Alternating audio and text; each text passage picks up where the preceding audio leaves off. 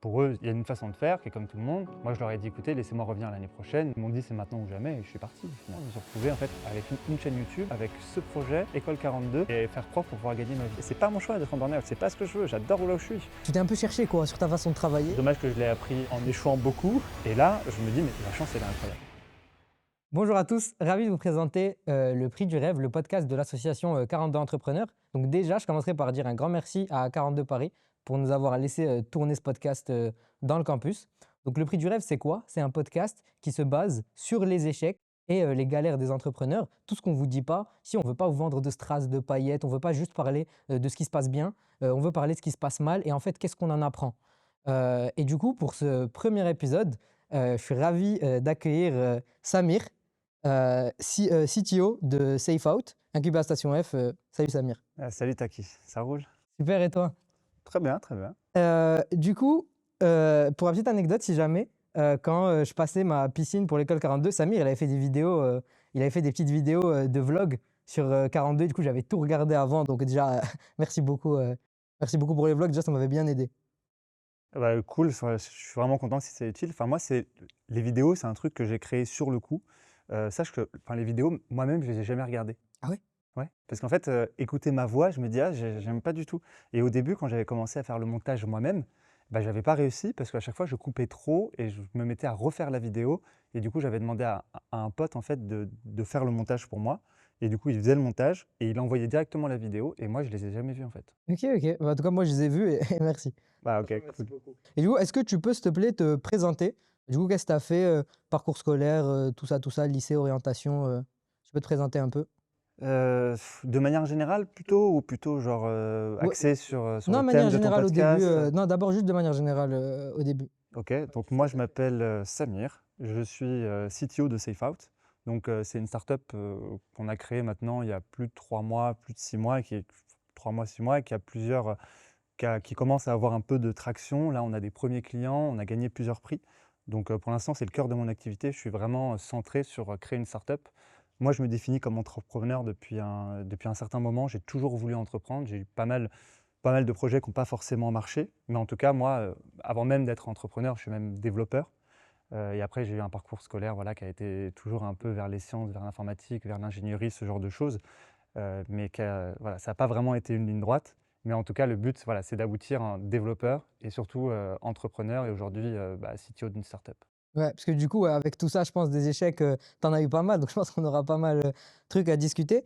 Déjà, quand on s'était parlé, tu m'avais dit que tu avais fait au début prépa, tu avais fait une prépa, maths sup, maths spé, que tu avais arrêté, si je me rappelle, Ouais, pour ensuite partir. ça, c'est un premier échec. Mais est-ce que tu veux que je te raconte le tout premier échec que j'ai eu? Ouais, ouais, bah ouais, J'y carrément. ai Hein. pensé après, là, j'y ai pensé là tout de suite. Un des premiers échecs que j'ai eu, c'est que déjà, moi, de base, là, tu m'entends, je m'exprime à peu près normalement. Ouais, Tu vas pas m'entendre bégayer ni rien. ouais, ouais. Et pourtant, quand j'étais en primaire, au collège et même au lycée, mais surtout le pic, c'était au collège, bègue intense. Ok. Genre dire bonjour normalement, c'était pas possible. Genre je pouvais parler, pour moi, c'était une douleur. Je voulais parler avec quelqu'un et je pouvais pas parce que le B de bonjour, il sortait pas, quoi. C'était genre, c'était niveau handicap. Très, très, très fort. C'est genre, c'est le jour de passer devant la classe pour la poésie.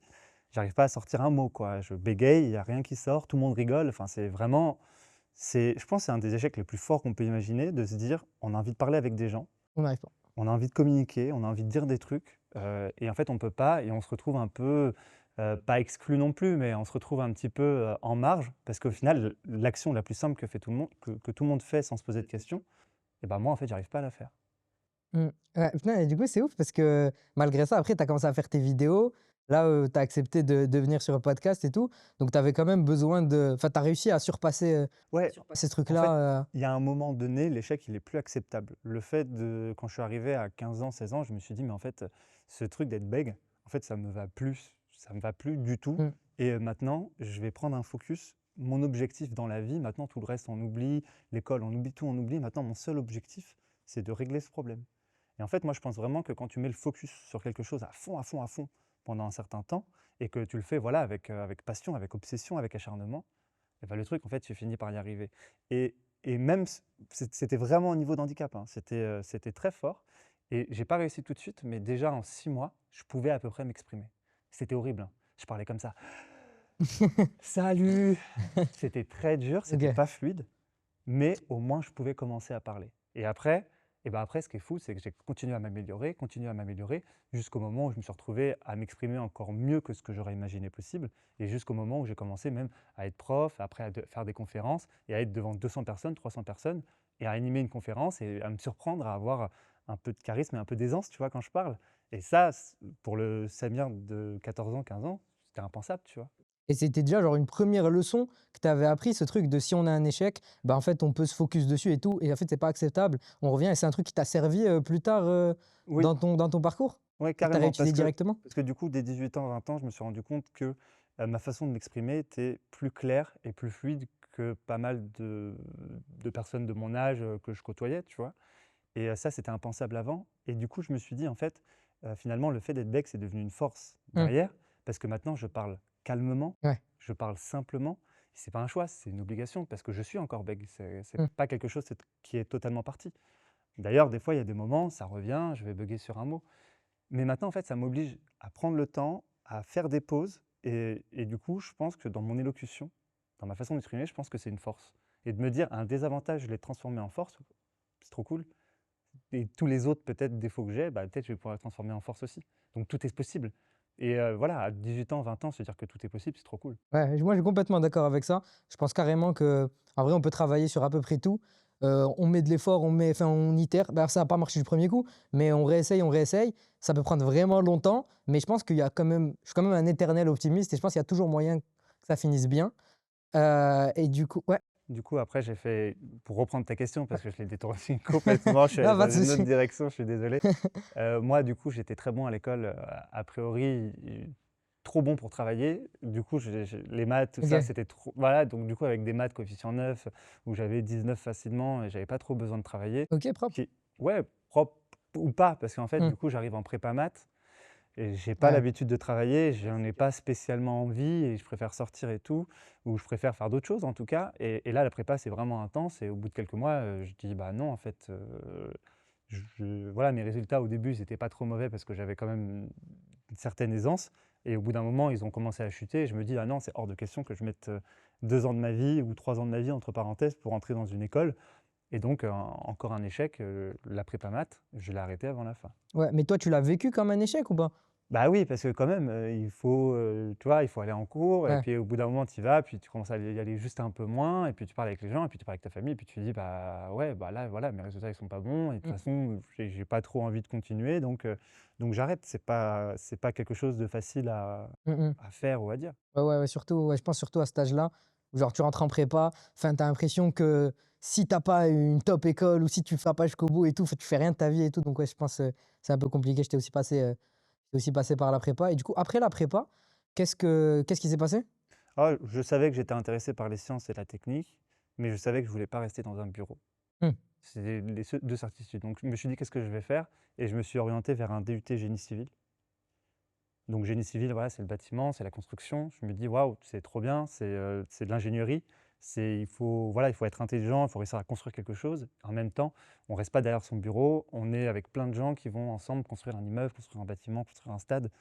Ça a l'air passionnant, je vais aller là-bas. Et en effet, c'était passionnant. J'ai fait le DUT génie civil et après je suis rentré dans une école d'ingénieurs, l'ESTP, je suis rentré dedans.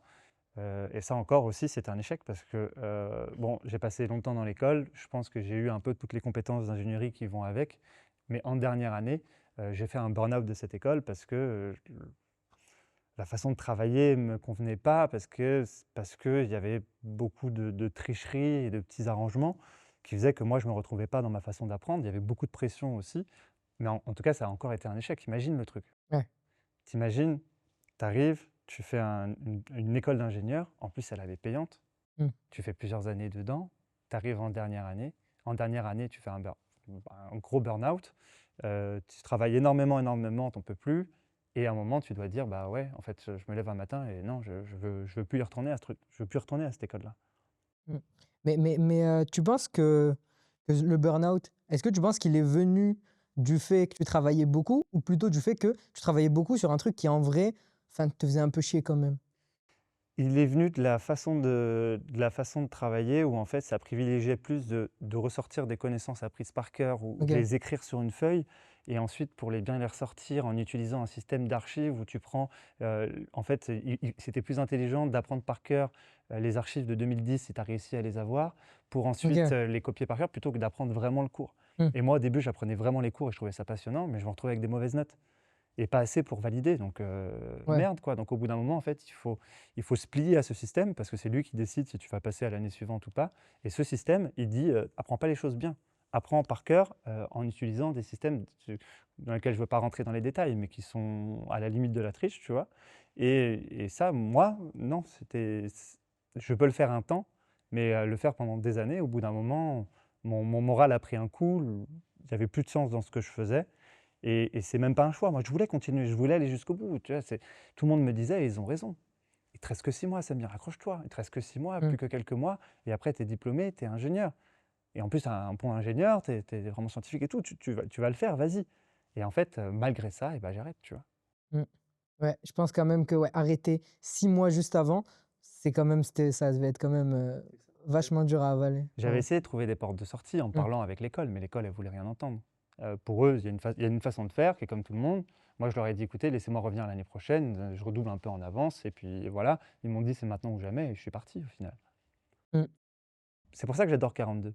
42, c'est une école, qui sait s'adapter à toi, quoi. Tu peux prendre ton propre rythme, ta propre façon de travailler et ça, c'est génial. Une école comme 42, moi je suis un fanboy, hein, de 42.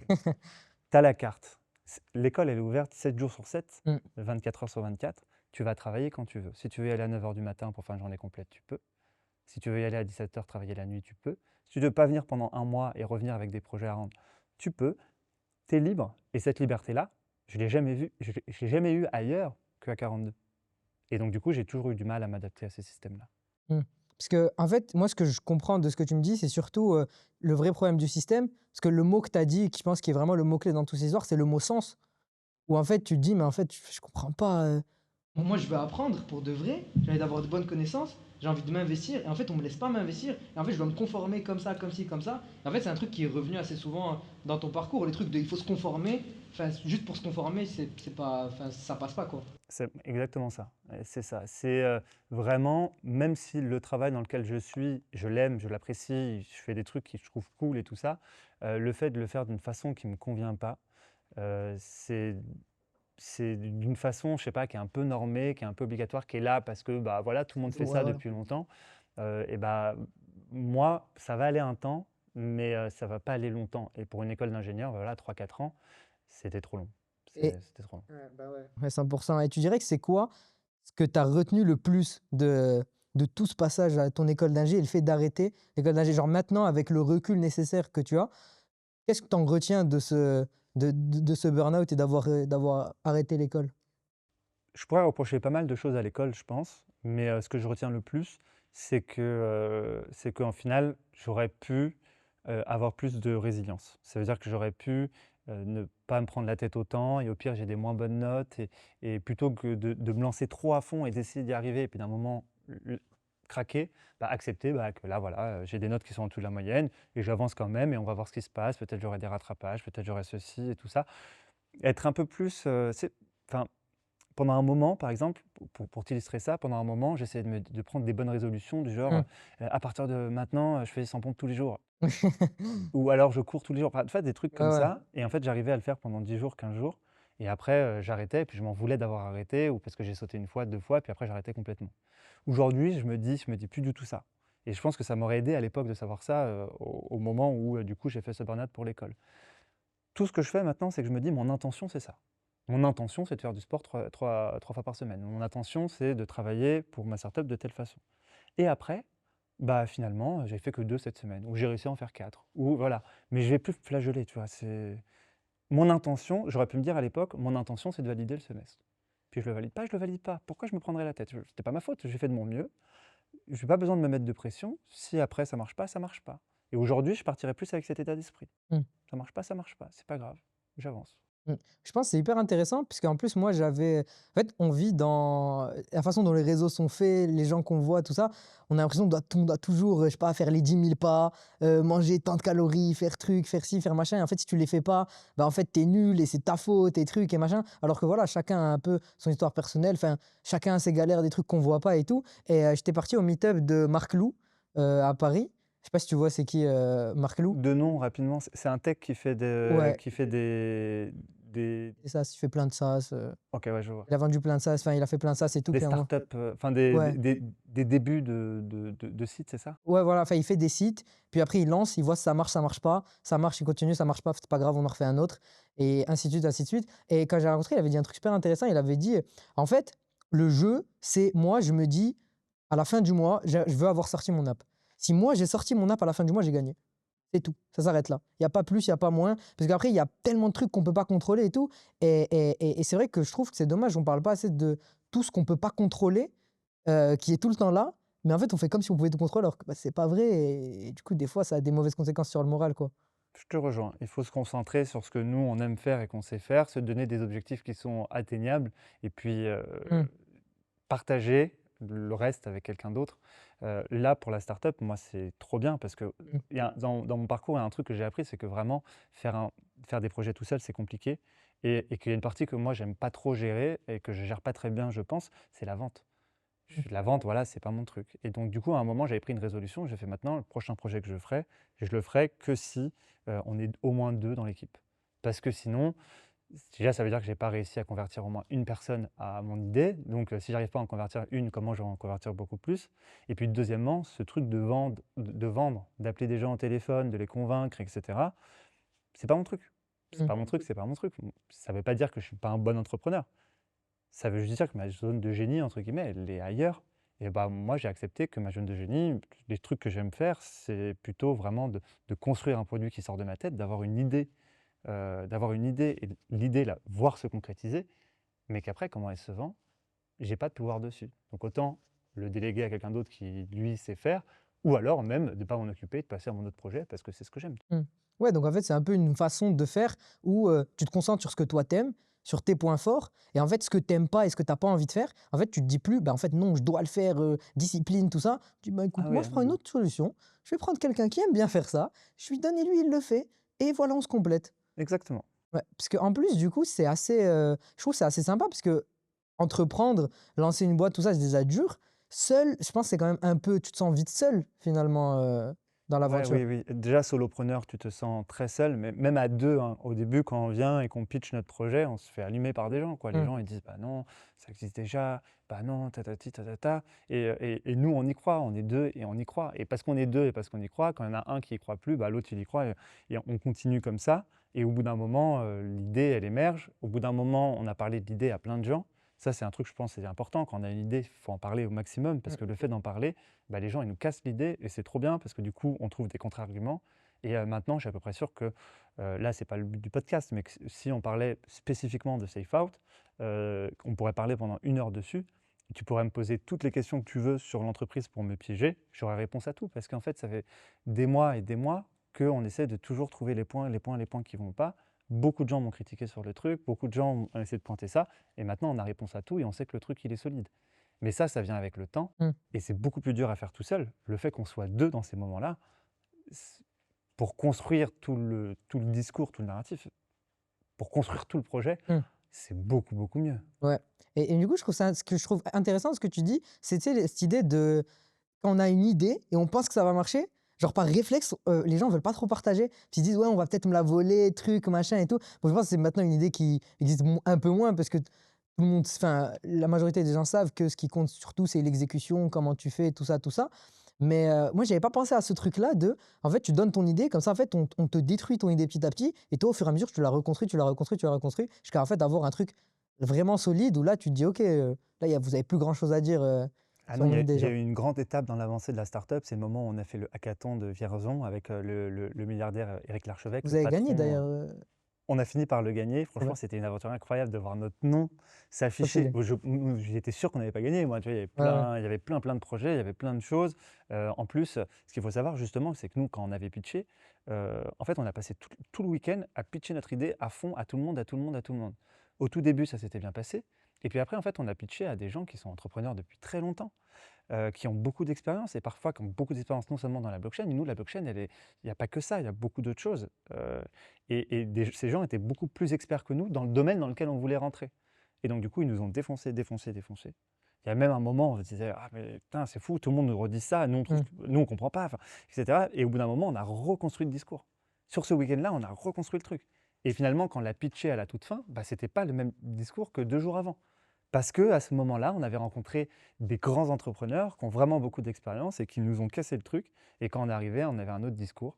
Et du coup, ouais, on a gagné en grande partie grâce à ça, quoi. Parce qu'on a partagé l'idée, qu'on a accepté de se la faire casser, qu'on a pris les retours, qu'on les a intégrés, qu'on a recommencé. Ouais, donc c'est vraiment en fait ce truc de par rapport au thème du podcast, c'est vraiment genre, mini échec, mini au-dessus, mini échec, mini au-dessus, on reboucle, on reboucle, on reboucle et après on lance et on a quelque chose de mieux quand même. C'est exactement. Échec, échec en permanence. C'est trop bien. C'est C'est vraiment c'est ça, c'est le nombre de moments où on a eu tac, ah ouais, ouais, ouais, tu raison, ah comment on va faire? Et boum, on a l'idée de qui fait que finalement tout prend sens, c'est trop bien. Putain, trop stylé et du coup après l'école d'ingénieur, qu'est-ce qui s'est passé? Après l'école d'ingénieur, j'ai pris un peu de temps pour moi, on va dire. Ça veut dire que je me suis vraiment posé et que pendant presque un an et demi, je dirais que j'aurais pas vraiment de parcours professionnel, mais que je faisais ce que j'avais envie. J'ai lu beaucoup de livres. Je me suis formé à l'hypnothérapie, je me suis formé à la communication non violente, que des trucs qui m'intéressaient et notamment, j'ai été très actif dans une asso parce que moi naturellement en fait, si on me force pas à bosser par l'école ou par un taf, j'ai envie de faire des trucs. Je suis pas du genre à Mmh. rester inactif, je suis du genre à vouloir faire des choses. Du coup, je suis devenu bénévole dans une asso, puis je suis devenu responsable de tout un département, puis je suis devenu responsable technique de toute l'asso, puis je suis devenu, ensuite j'étais secrétaire général et ensuite je suis devenu vice-président et c'était voilà, il fallait gérer toute une asso. J'étais au bureau de ce machin-là et il y avait plus de 120 bénévoles. Et ça aussi, c'est une aventure qui m'a accompagné pendant, 3-4 ans, d'être au bureau d'une asso, de voir comment ça fonctionne. Je pense qu'il y a aussi cet asso m'a beaucoup donné le goût de l'entrepreneuriat. Mmh. Ouais, parce que justement, c'est ce que quand on avait discuté par rapport à cet assaut, moi ce que je m'étais dit, c'est qu'en fait, ça m'avait unlock un petit truc dans ma tête, où j'étais en mode: «En fait, si quelqu'un veut savoir s'il a envie d'être entrepreneur ou pas ou de tester, en fait, il a même pas besoin d'essayer direct de lancer un truc. En fait, il peut juste rejoindre une asso, essayer de s'investir ou quelque chose, enfin, de ce style-là et voir en fait ce que ça donne». C'est ça, ouais, imagine-toi, moi, je pouvais travailler, à ce moment-là, bon, c'est vrai que j'avais pas de job à côté, mais j pour une asso bénévole, je pouvais passer 25 heures, par semaine à, voilà, me préparer des documents, faire des trucs et tout ça et je faisais tout ça j'étais bénévole, personne ne me forçait. Mmh. Je le faisais avec plaisir, en fait et ça, c'est déjà un signe d'un entrepreneur. Quelqu'un qui va bosser sur, des Excel, des mails à envoyer, qui va organiser tout un pôle et puis nous, on avait beaucoup de sorties, beaucoup d'événementiels et tout, qui va organiser tout ça, qui prend la parole en public, qui manage des équipes, qui fait tout ça sur son temps libre, parce qu'il le veut, il y a de bonnes chances qu'il a une graine d'entrepreneur en lui, ouais. Mmh et ça t'a appris quoi, concrètement? Est-ce qu'il y a des trucs aujourd'hui que tu as appris dans ton, métier de CTO, genre dans ta boîte là en tant qu'entrepreneur, est-ce qu'il y a des trucs que tu as appris grâce à l'asso et que tu utilises encore, trucs qui reviennent? Tu te dis: «Ah putain ça c'est vrai que ça vient de l'asso», truc comme ça? Ah, je sais pas, il y a rien qui me vient particulièrement. J'ai vraiment appris beaucoup de choses là-bas. J'ai appris à organiser des réunions, j'ai appris à parler en public, j'ai appris à être très à l'écoute des équipes parce que enfin moi j'étais bénévole, mais quand j'étais responsable de tout un pôle ou vice-président, donc responsable de tous les bénévoles de l'asso, en fait, c'est des bénévoles, Mmh. tu vois? Donc je ne peux pas leur donner d'ordre Ouais, ou ouais. des choses comme ça, mais pourtant il faut quand même qu'on arrive à travailler tous ensemble. Donc il faut comprendre quel est le besoin, en fait, de la personne qui travaille avec toi? Pourquoi tu es là? Tu es là parce que tu veux rencontrer du monde? Tu es là parce que tu veux progresser professionnellement? Bah, moi, je vais faire en sorte de te donner ce que tu veux, en fait, parce que je peux voilà, tu vas aller dans tel pôle, tu vas travailler de telle façon parce que c'est la façon qui te plaît de travailler et cette façon d'être, ouvert et de se dire, en fait, ouais, comme moi je suis responsable, tu travailles un peu pour moi, j'entends ça, mais surtout c'est moi qui travaille pour toi. Parce que, tu es mon bénévole ou tu es mon employé. Moi, ce que je veux, c'est que tu sois bien là où tu travailles et donc je vais essayer d'être hyper à l'écoute et de te donner tout ce qu'il faut pour que tu sois vraiment content de venir et de travailler tous les jours. Mmh. Ça, je l'ai appris dans l'asso et ça, je pense que je l'applique dans ma startup. Ah bah oui, complètement, parce que je sais que, pour, SafeOut, vous avez, un stagiaire et un freelance Ouais, et du on coup est 4 maintenant. bah, forcément, En 3 vu que mois, c'est en ça 3 va mois, vite, c'est hein? ouf, hein? Non, c'est trop Ouais, bien, non, c'est ouf. franchement trop cool. Mais du coup, ça fait que tu dois quand même, enfin le stagiaire, faut lui dire quoi faire, faut parler de la bonne façon, enfin voilà quoi, c'est pas non plus, faut qu'il prenne du plaisir en venant là, faut qu'il comprenne le projet, tout ça. Et donc finalement, tout ça, cette façon de communiquer au stagiaire, cette façon de faire en sorte qu'il se sente bien, parce que s'il se sent bien aussi, bah, forcément, ça aide la boîte. Et du coup, Et ça tu l'as même appris à l'assaut du coup? Ouais. dans le mindset de me dire, «Je travaille pour lui», c'est un truc que vraiment je me dis, c'est: «Je travaille pour lui». C'est mon stagiaire, je travaille pour lui. Il a un objectif, il veut, dans les prochains mois, sortir de là en étant un expert développeur. Moi, mon but, c'est de l'amener dans 6 mois à se sentir expert développeur. C'est mon but. Je dirais pas que ça m'oblige non plus, mais en tout cas, c'est comme on disait tout à l'heure, moi je vais pas me forcer, mais c'est l'intention, elle est là. Bah, du coup, je pense que ça modifie un petit peu, je pense dans le bon sens, ma façon d'interagir, ouais. Et du coup, tu penses que ce petit passage là de 1 an et demi où tu t'es formé sur ce truc qui t'intéressait, l'assaut, tout ça, heu, enfin dans le monde professionnel, enfin, on sort d'école et en fait, il faut direct foncer, travailler, puis après on suit le parcours, C'est puis très voilà, français. ça C'est va, très, très on trace, on trace, on trace. Moi, quand j'étais à la fac, je me souviens, vraiment les gens, ils veulent pas perdre de temps. J'ai pris une année de césure en M1 et tout, enfin, on me voyait un peu fou comme un fou, dans ma fac. Et toi, est-ce que tu penses que c'est important et que ça devrait être être mis en valeur ce truc de: «Chill, on veut vivre aussi, on peut prendre 1 an, on peut faire autre chose en fait. On n'a pas besoin juste la carrière, la carrière». Je pense oui, je pense que c'est vraiment très, très français parce que, justement dans cet assaut-là, on rencontrait beaucoup d'étudiants internationaux. OK, Donc c'était très international. C'est là que j'ai appris à parler anglais. Je savais pas parler anglais OK. avant et j'ai appris vraiment comme ça, par la pratique et pour une bonne raison. C'était pour vraiment communiquer avec les gens. Et justement, le fait d'avoir ce temps-là et en plus un temps où, je suis beaucoup dans la communication avec les gens, notamment avec l'asso en travaillant, mais aussi en rencontrant des gens avec qui je parle anglais et tout, ça a été une ouverture qui m'a ouvert l'esprit et qui m'a dit: «Mais en fait, ma vie, je peux la piloter parce que, bah, par exemple, je parle à cette personne et cette personne, elle me dit: "Bah oui, nous, dans mon pays", je sais plus exactement c'était quel pays, mais dans mon pays, quand on finit les études, on va surtout pas travailler tout de suite». Et non, même plus que ça, quand on finit le bac, on va pas dans une fac tout de suite. Parce Mmh. qu'on a 18 ans, on vient de finir le bac, on ne sait pas ce qu'on veut faire. Comment tu veux qu'on sache? On a été enfermés au lycée toute notre vie. On ne sait pas. Donc en fait, nous, dans notre pays, la coutume, c'est après le bac, tu prends 1 an où tu vas soit travailler n'importe où dans serveur ou quoi, soit tu vas voyager à travers le monde, n'importe quoi, mais c'est là que tu vas rencontrer des vrais gens. C'est là que tu vas parler, c'est là que tu vas décider qui tu veux être. Et après seulement, tu fais tes études pour aller dans la direction de qui tu veux être. Mmh. Et ça, et ben ça m'a fait beaucoup parce qu'avant, j'étais en France, enfermé, machin, j'avais fait ma et cetera et je m'étais dit: «Bah ouais, ouais, c'est ça, c'est complètement vrai, ça me parle en tout cas». Mmh. Et du coup, tu as ce petit passage-là. Du coup, ensuite, c'est à ce moment-là, je crois, où tu passes la piscine pour non, tu étais, prof Non, de non, code non, d'abord? après j'ai repris alors moi mon contact avec le code, c'est que j'avais déjà codé en prépa, Mmh. j'avais adoré, j'avais, codé en école d'ingénieur, j'avais adoré, j'avais fait des petits trucs de mon côté à moi. Je savais que le code, c'était un truc que j'aimais vraiment beaucoup et sur lequel j'étais assez à l'aise. Donc du coup, je me suis dit: bah, bon, je vais pas, toute ma vie juste être dans une asso, même si j'adore et que j'aurais bien aimé. Maintenant, il faut que je fasse quelque chose, donc j'ai pris une formation où en 1 an, j'ai pu, avoir un diplôme pour être développeur. Et donc j'ai fait la formation, je me suis formé, j'ai fait des stages. Ensuite, j'ai fait des projets un peu freelance, mais très, très vite, je suis devenu prof. Parce que, moi, j'aime bien parler, j'aime bien enseigner, j'aime bien partager, j'aime bien communiquer et tout ça, ça se retrouve dans le fait d'être prof. Heu, donc ça, finalement, c'est allé très vite, quoi. Mmh. Mais du coup, quand tu as passé la piscine de 42, tu étais déjà, enfin, tu étais déjà prof?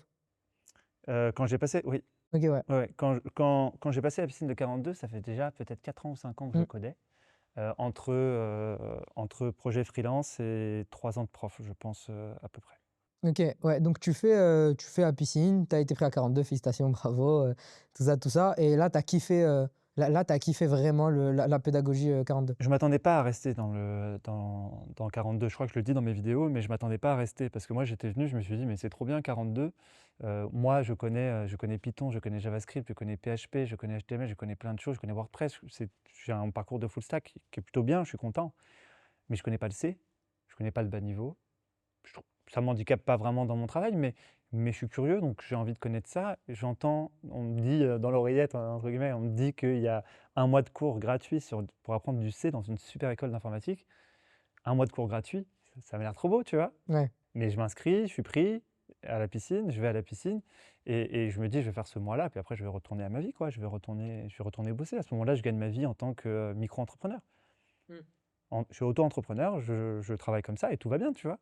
Mm. Pourquoi j'irais reprendre une école à ce moment-là, je fête mes 30 ans, pourquoi j'irais recommencer une école?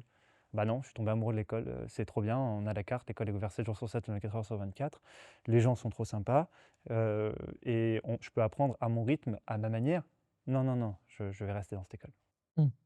Et parce que moi, ce que je me rappelle, c'est qu'à un moment, tu faisais 3 projets en même temps. Tu as essayé de lancer ton école de code.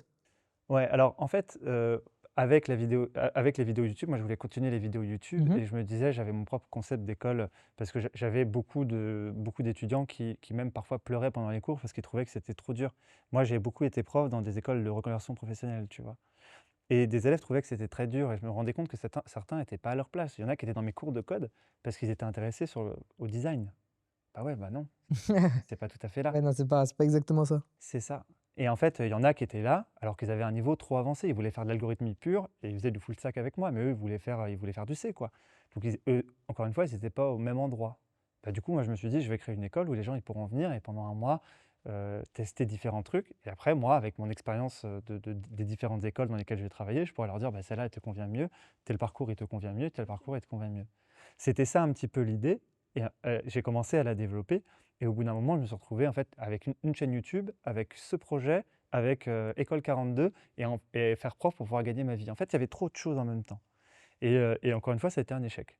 Ça veut dire que j'ai réussi pratiquement aucun des trois. À 42, j'avançais pas.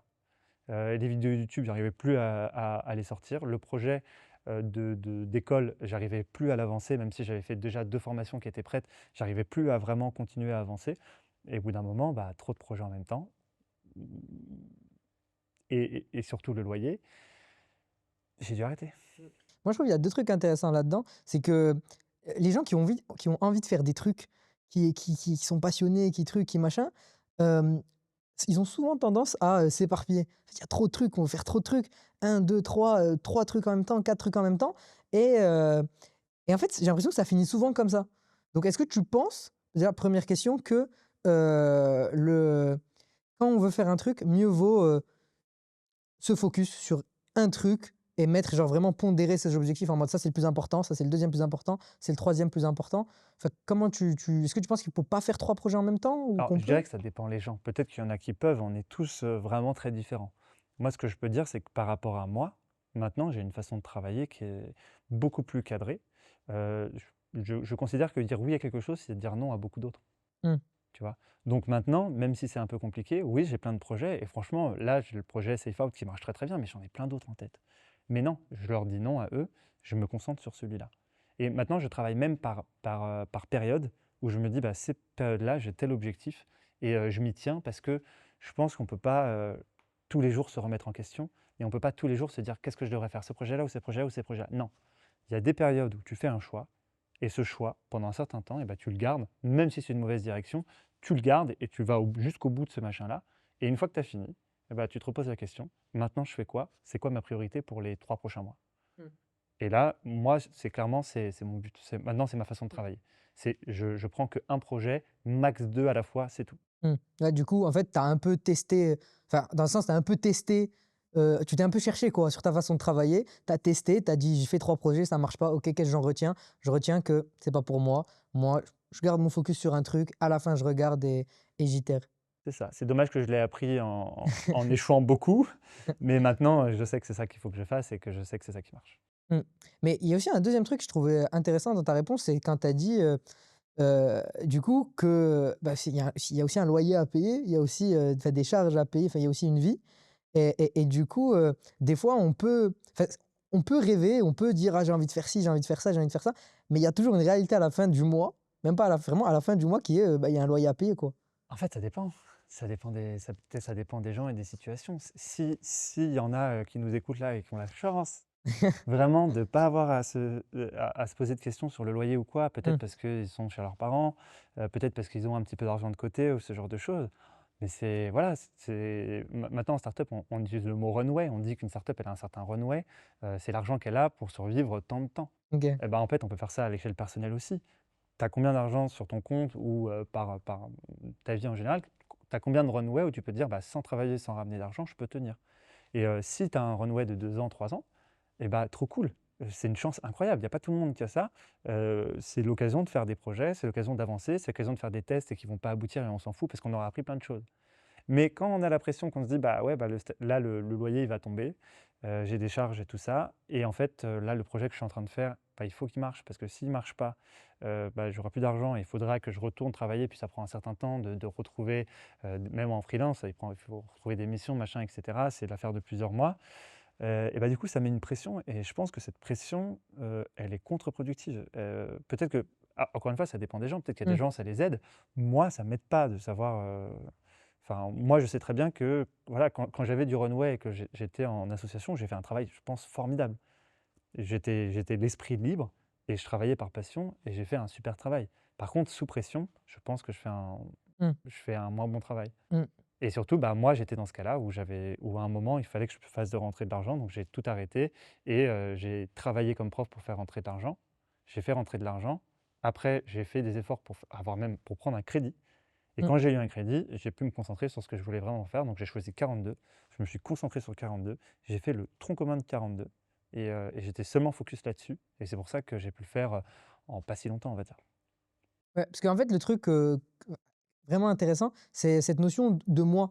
Parce qu'en fait, sur les réseaux, de façon générale, on a l'impression qu'il y a toujours des, recettes toutes faites pour réussir ou comment on doit travailler ou comment on doit gérer notre temps et en fait, on dit: «Voilà, c'est comme ça que ça fonctionne et ça marche pour tout le monde». Alors qu'en fait, vraiment pas du tout. Il y a des gens qui marchent beaucoup mieux sous pression que d'autres. Il y a des gens, ils ont par exemple, comme tu dis, Runway, enfin, s'il y a des gens, s'ils savent qu'ils ont que 1 an pour truc, ça les galvanise, d'autres, ça peut les stresser et en C'est fait, ça. on oublie, je trouve qu'on oublie un peu, l'individualité dans tout ça, quoi. Ça reste toujours, un être humain qui entreprend et tout le monde reste un peu unique à sa façon, quoi. C'est ça, c'est à nous de savoir comment on fonctionne. Enfin, il y a certaines personnes, s'ils savent qu'ils ne pourront pas payer le loyer le mois prochain, ça va les booster et ils vont faire des trucs de ouf. Moi, je pense que c'est l'inverse. Ça dépend des gens et je pense que, bah, je sais pas, la vingtaine, je trouve elle est beaucoup faite pour ça. On teste plein de choses, on apprend à se connaître, on essaie comme ça, on essaie comme ça et je pense que si on se regarde et qu'on prend un peu de recul, on peut parvenir à des conclusions, assez rapidement, mais que même si on veut pas écouter ces conclusions, bah, au bout d'un moment, elles vont s'imposer à nous parce qu'on Mmh, va juste faire, burn-out sur burn-out, quoi, donc ouais. moi, c'est ce qui m'est arrivé au final. Parce que tu penses, ouais, que le burn-out, c'est juste, enfin, si ou ouais, qu'est-ce que tu ça veut dire quoi le burn-out, en fait? Quand tu fais un burn-out, qu'est-ce que ça veut dire sur ta situation maintenant? Pour moi, c'est un peu le signal que je suis en train de faire quelque chose, qui est pas la direction dans laquelle j'ai envie d'aller.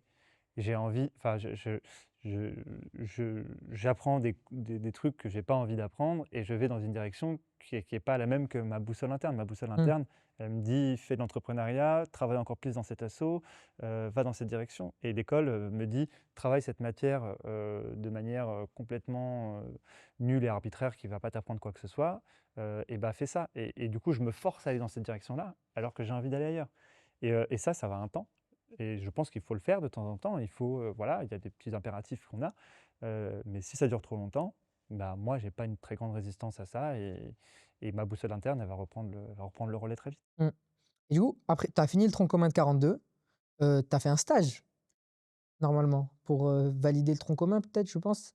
Ouais, alors, en fait, j'ai fini le tronc commun 42 assez vite. C'était très intense, c'était, vraiment très fort. Je suis trop content de toutes les compétences que j'ai acquis, sur le tronc commun. Mais 42, en fait, enfin, m'a vraiment ouvert en me disant: «Mais c'est le réseau et la force de 42 sont incroyables». Il y a plein de choses. Il y a un incubateur. J'ai appris à ce moment-là que Station F existait. Je ne connaissais pas ce truc-là. Plein d'entrepreneurs réunis au même endroit. 1000 startups. Je ne connaissais pas tout ça. 42 entrepreneurs que je découvre et toutes les assos qu'il y a autour de 42, tous les événements qu'on a, les hackathons et tout ça, je ne connaissais pas tout ça. Et en fait, ça, je me suis dit, OK, maintenant je sais ce que je veux, je sais que je suis entrepreneur, mon parcours l'a prouvé, c'est pas ma faute. J'ai presque, c'est pas un choix, et je suis entrepreneur, et donc du coup maintenant, je me pose et je me dis, je fais quoi? Je veux aller vers le bac+5 de 42 parce que voilà, mais comment je fais pour y aller tout en, tout en réconciliant ma boussole interne qui veut être entrepreneur. Et là, je vois des stages à Station F, donc je me dis, bah, je vais prendre le stage, même s'il a pas l'air très bien rémunéré ni quoi que ce soit, mais je vais y aller parce que je serai à Station F. C'est ça qui s'est Mmh, passé. Donc oui, j'ai fait un stage à Station F. et il s'est bien passé le stage à Station F, du coup? Heu, le stage, il y a eu des éléments un petit peu, il y a eu des OK. éléments un petit peu compliqués. Alors, j'ai adoré tout ce que j'ai appris là-bas, j'apprends beaucoup de choses. J'ai appris beaucoup de choses sur l'univers des startups, donc j'étais à Station F, au cœur des startups. Mais il y a eu des choses qui étaient un petit peu difficiles dans le sens où tu vas voir, c'est encore le moi un peu qui revient. C'est pour beaucoup de gens, c'est pas gênant et beaucoup de gens là vont me considérer comme fragile peut-être, tu vois? Et je comprends, mais de ouf. Mais moi, avoir un cadre comme ça, tu vois, je m'attendais à être une start-up un peu flexible, on travaille comme on travaille, tu vois? Je ne savais pas trop à quoi m'attendre, mais je m'attendais à un petit peu de flexibilité et c'est vrai que je m'arrive dans un endroit où on a rendez-vous tous les matins à 9 heures pour un call d'équipe sur place, tu vois? Heu, tous les matins, à 9 heures, tout le temps, avec un rythme, tu vois, prédéfini et en fait, on fait des journées de 9 heures à 17. Même, voilà, presque je pourrais me sentir coupable de partir à 17 heures, tu vois? Sauf que moi, je code avec passion. Je code à fond, quoi et donc si je suis là-bas pendant 8 heures, je code à fond pendant 8 heures et ça, encore une fois, bah, ça va un temps, mais au bout d'un moment, ça va ça va plus et donc du coup, je me suis retrouvé à un moment à me dire: «Bah, j'aimerais bien continuer à travailler parce que j'apprends plein de choses, mais force m'est de constater, encore une fois, bah, en fait, je suis en burn-out». Et c'est con parce que j'adore ce que je fais. Ouais. Je kiffe ce que j'apprends, je suis trop bien.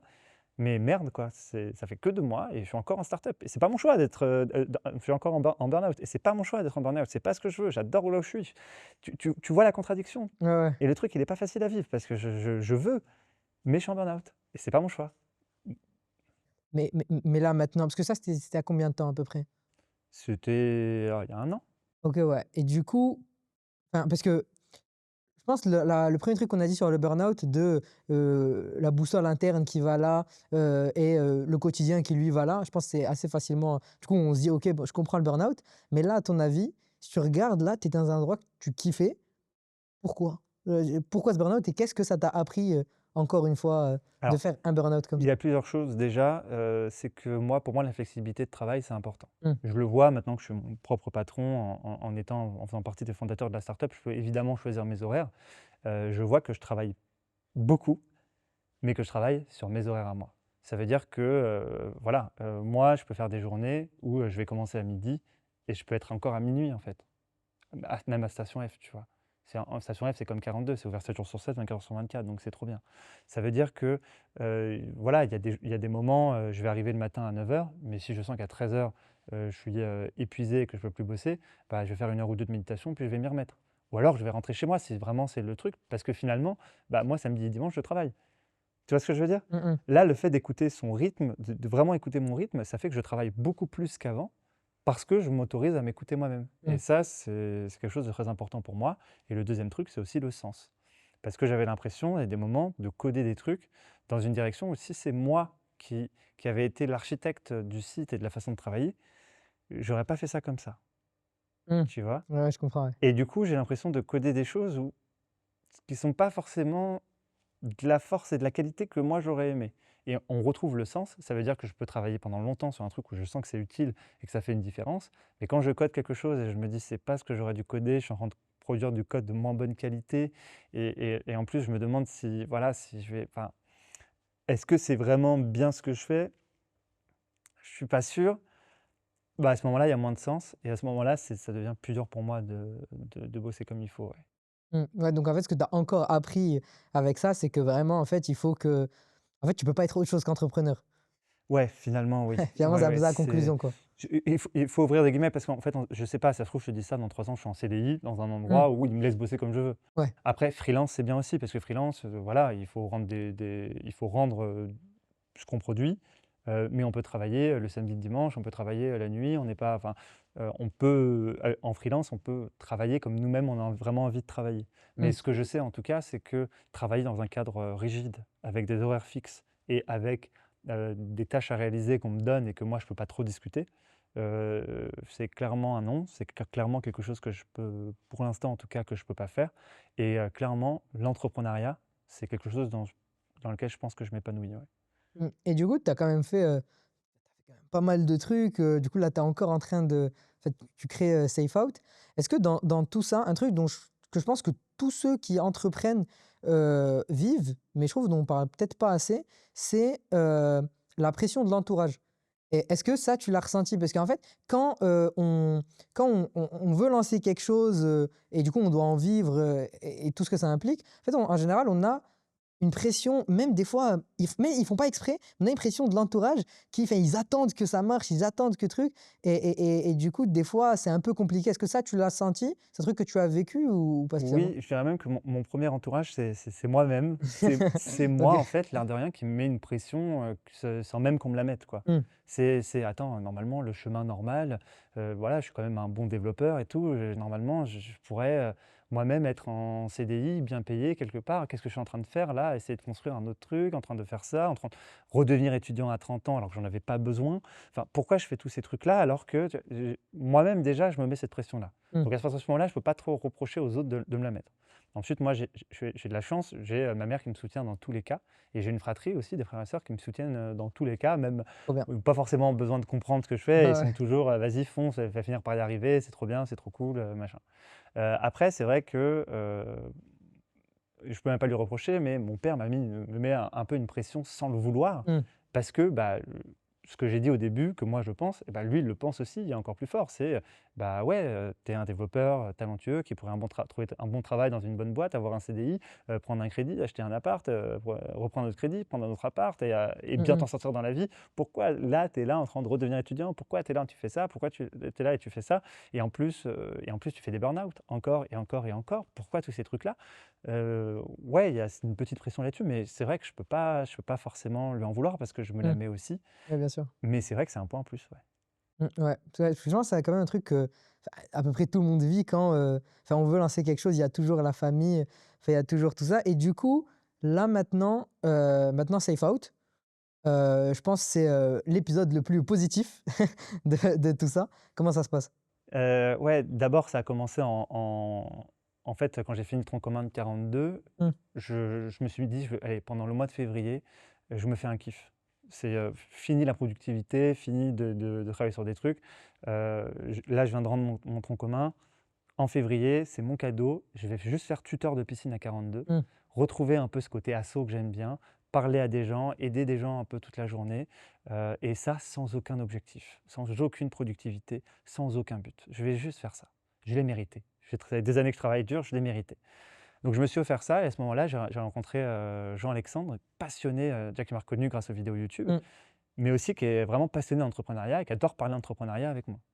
Et là, trop cool, parce que, on va sur, enfin, il y a un hackathon qui se présente où pendant 4 semaines, avec l'école Albert School, un partenariat Albert School 42, on se retrouve, on dit: «Bah, en fait, 4 semaines, hackathon pour apprendre à créer une start-up». Et moi, mon stage, justement, il commence dans 4 semaines. Donc je me dis: «Trop cool, je vais m'inscrire», mais avec qui? Et les gens autour de moi, ils sont tous soit en train de faire le tronc commun, ils sont pas intéressés par ça, ou alors ils travaillent. Avec qui je vais le faire? Et je pense à lui. Donc je lui envoie un message, il y va directement et comme il se rend compte que moi, il y a plein de gens qui m'envoient des messages parce que moi, ça fait déjà à ce moment-là 7-8 ans que je code, donc beaucoup de gens veulent que je devienne CTO de leur projet et lui, il se dit: «Bah, attends, j'ai un CTO avec moi, que je connais en plus, je vais lui proposer mon idée» et là, je me dis: «Mais c'est là, la chance, elle est incroyable». Parce que je t'ai dit que j'avais pris une résolution, Mmh. c'est, solopreneur, c'est fini. Faire de l'entrepreneuriat tout seul, c'est très dur. Maintenant, je ne referai pas un projet tant que j'aurai pas quelqu'un avec moi qui pourra pallier à mes lacunes et mes lacunes, c'est sur la vente. Je ne sais pas vendre et je n'aime pas vendre, c'est pas mon truc. Et du coup, ce garçon-là, il est trop fort en vente, il parle trop bien. Et donc, on part de ce projet Safe Out, on se tape dans la main et là, du coup, on est 2, on a un projet ensemble et pendant des mois peut-être, tu vois, je réfléchis à ce projet. Enfin, le hackathon déjà, le thème de ton podcast, c'est l'échec, c'est ça? Mmh. Le hackathon, on l'a fait, on l'a pas gagné. Je ne sais pas si on l'a perdu parce qu'il y avait juste qu'une seule première place, on l'a pas gagné. Donc à la fin, limite, tu vois, on aurait pu éventuellement arrêter. Mais l'échec, moi, ça a été l'occasion de dire: «Le pitch, on peut encore l'améliorer et le produit, le premier produit que j'avais construit en seulement quelques semaines, bah, peut-être que je peux encore l'améliorer». Et du coup, j'ai passé quelques mois, sur le temps libre que j'avais, à développer rapidement une nouvelle solution. Et à ce moment-là, c'était encore, voilà, en fait, on n'avait pas exposé le projet à beaucoup de gens. C'était encore un projet que je faisais dans mon coin. J'en parlais pas forcément énormément autour de moi parce que, bah, voilà, c'était un projet comme ça. Et là où les efforts ont fini par payer, c'est vraiment que quand j'ai fini ce POC, cette première version, elle a produit vraiment un effet ouf. Avec ça, on est rentré à l'incubateur de 42. Avec ça, on est parti au hackathon. On a gagné le hackathon, on a été premier. À ce moment-là, après, on a gagné un autre hackathon. Après, on a commencé, en fait, les gens nous disaient de plus en plus que c'était un super projet, ce qui n'était pas le cas au début. Ensuite, on est devenu partenaire d'une blockchain qui travaille avec nous. Ensuite, on a commencé même à avoir un, deux, même si c'est des petits, des premiers clients, des gens qui se payent pour intéresser. Et ça fait seulement un mois qu'on est à Station F. Et en fait, et surtout, j'ai trouvé quelqu'un qui était très, très positif, quoi, qui était un très bon vendeur. Donc du coup, j'étais plus tout seul. Et du coup, on a commencé à avoir succès sur succès, tous les jours des bonnes nouvelles. On a tel truc qui se passe bien, on a tel nouveau truc, tel nouveau truc, tel nouveau truc. Et c'est vrai que quand ça fait des années qu'on galère un peu, Respire. ouais, non, franchement, ça fait du bien. Je garde les pieds sur terre, hein. On ne sait jamais ce qui peut se passer. Ça se trouve, dans 6 mois, pour quelque raison, voilà, le projet s'est écroulé ou quoi. Mais là, je suis vraiment en train de vivre l'aventure de mes rêves où je me dis, le produit que j'ai fait, j'y crois, il est super bien. Le cofondateur que j'ai, je suis trop content de travailler avec lui. L'équipe qu'on a, le freelance, le stagiaire, tous les deux, je les kiffe, ils sont trop cool. L'aventure qu'on vit est trop bien. Et il y a le potentiel, bon, il y a toujours le potentiel que ça disparaisse, hein, mais il y a aussi le potentiel que SafeOut, ça devienne une très très grande entreprise. Et on le voit, et c'est ça qui me plaît. Ça me plaît de me dire que le truc que je suis en train de construire, peut-être demain, ça pourrait être une des grandes entreprises françaises. En fait, on ne sait pas de quoi le futur est possible. Et travailler pour un objectif aussi grand, pour se dire qu'on va vraiment apporter une solution qui peut être utile et qui peut vraiment s'implémenter, bah, pour un entrepreneur qui a l'habitude de faire des projets et qui ne rencontre pas forcément leur audience, là, ouais, c'est trop trop bien. C'est trop cool. Bah, trop bien. Après autant de galères, arriver enfin, à du positif, c'est ouf. Franchement, c'est trop bien. Mais est-ce que tu peux juste rapidement expliquer, Safe qu'est-ce que vous développez, concrètement? Alors nous, à Cefat, on construit une solution de certification et de traçabilité des objets de la vraie vie. Donc, ouais, je ne vais pas rentrer trop dans les détails, on est encore très early stage. On Mmh. a des premiers clients, on a un petit peu de volume, on a gagné des hackathons. Ça, voilà, on trouvera plus d'infos en allant sur la page LinkedIn de SafeOut. Mmh. Mais en gros, on est un B2B, on va voir des marques et on leur dit: «Si vous avez des problèmes avec le vol, vous avez des problèmes avec la contrefaçon». Enfin, le vol, quand je dis le vol avant même que ça arrive en magasin des fois et parfois même en magasin. Ouais. Vous avez des problèmes avec la contrefaçon, vous avez des problèmes pour savoir vos produits, la traçabilité, d'où ils viennent. Bah, nous, en fait, avec tout ça, nous, on est capable de trouver une solution qui va drastiquement réduire le vol, réduire les problèmes de contrefaçon, voire les annuler complètement, et qui peut s'implémenter sur la supply chain pour pouvoir tracer un objet de A à Z. Ouais, pour l'instant, c'est ça qu'on fait. OK. OK, OK. Bah, écoute Samir, je crois qu'on a bientôt fini, mais juste, moi je vais ponctuer par, une dernière question qui, je pense sera un peu la question phare du podcast. Le podcast s'appelle «Le prix du rêve» et du coup, moi je voudrais te demander, ça t'a coûté quoi de rêver? Tac. Donc, ce qui me vient en tête là, c'est vraiment des heures de travail. Parce que c'est vrai que, là, enfin, c'est trop cool, là, d'être à Station F, d'être un peu même sous le feu des projecteurs parfois, de pouvoir dire qu'on a une startup qui commence à fonctionner et qui a des enfin, c'est trop bien, mais la réalité, c'est que ce soit sur ce projet-là ou sur d'autres projets, c'est des heures tout seul chez moi devant mon ordi à coder, coder, coder, coder. C'est des heures à, voilà, enfin, même sur les autres projets sur lesquels j'ai travaillé, c'est à construire des choses, à construire et à échouer, à construire et à échouer, à construire et à échouer. Et c'est peut-être ça le prix pour avoir le succès qu'on a aujourd'hui, et que j'espère qu'on va continuer à avoir. C'est les heures et les heures et les heures de travail qui ont été produites. OK, super. Merci beaucoup Samir. Merci, merci Taki. Ça fait plaisir.